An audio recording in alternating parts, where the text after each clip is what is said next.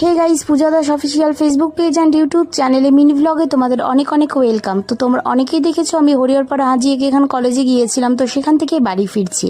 তো বাড়ি ফিরে চলে গিয়েছিলাম পাশের পাড়াতে স্কুল পাড়ায়, সেখানে হচ্ছে হরিনাম সংকীর্তন, অষ্টপ্রহর লীলা কীর্তন। তো সেখানে গিয়েছিলাম। এই কীর্তন সম্পর্কে তোমাদের একটু বলে রাখি, সম্পূর্ণ মহিলারা মিলেই এই হরিনাম সংকীর্তনের আয়োজন করেন, মানে বলা বাহুল্য মহিলারাই এই হরিনাম সংকীর্তনের আয়োজক। তো বেশ ভালো লাগলো, মনটা খারাপ ছিল, হরিবাসরে গিয়ে মনটা বেশ ভালো হয়ে গেল।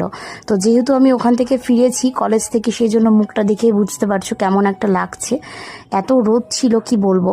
তো যাই হোক, এই যে মাও বসে আছে, মা আমার অনেক আগেই গিয়েছিল, আমি গিয়েছিলাম পরে, একটা কাজ সেরে তার ফেরার পথে ঢুকেছিলাম। তো এখানে সুন্দর ভোজন আরতি হচ্ছে, বেশিক্ষণ দেখার সুযোগ হয়নি, তবে যেটুকু দেখেছি ভীষণই ভালো লাগছিল।